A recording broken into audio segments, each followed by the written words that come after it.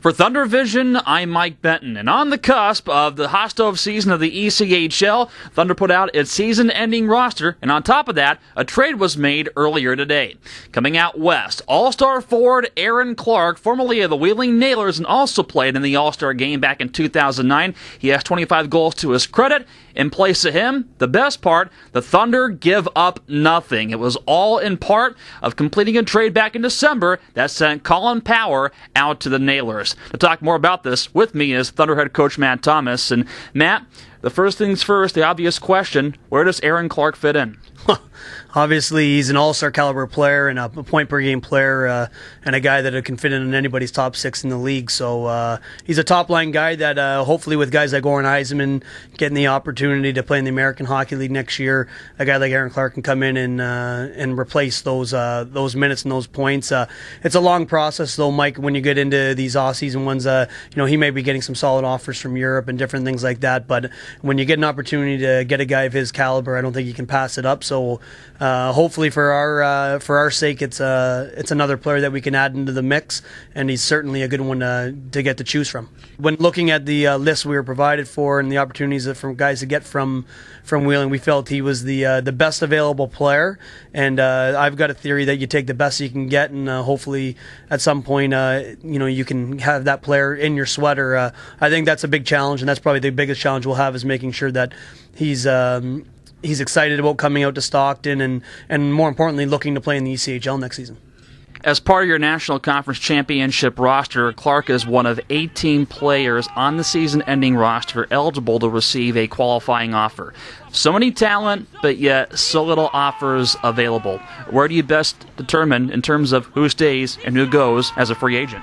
Well, my first goal, what me and Matt Odette are going to be doing right now, is we've got to get as many guys from that roster that we know want to come back and will come back to our team, and we got to get them signed to contracts between now and July 1st.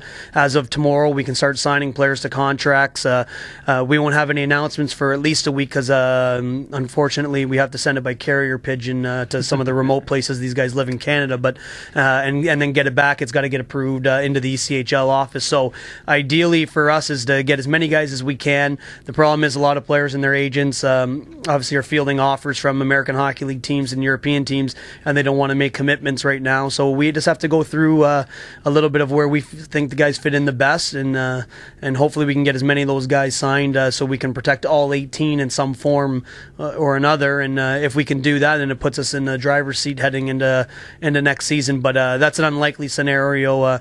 I think you'll see 8 quality players protected, and hopefully by July 1st we have a few players that have agreed to terms that we're just waiting on contracts to come back. At nearly this time last season, you said you wanted your team image to contain speed, size, and fearlessness. Has that changed for the season coming up? No, I think it's just the way I am as a coach. I think speed kills.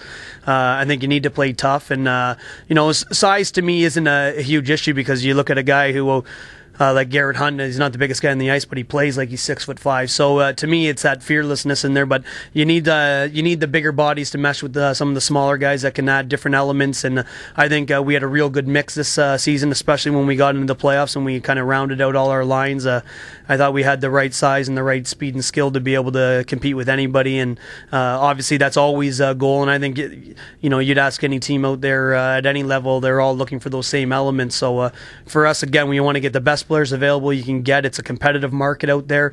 There's only so many guys that are going to be impact guys, and you got to try to get your hands on as many of them. And I think we have a lot in our 18 from our list right now that if we can get them back, we've done a heck of a job heading into this early part of the recruiting season.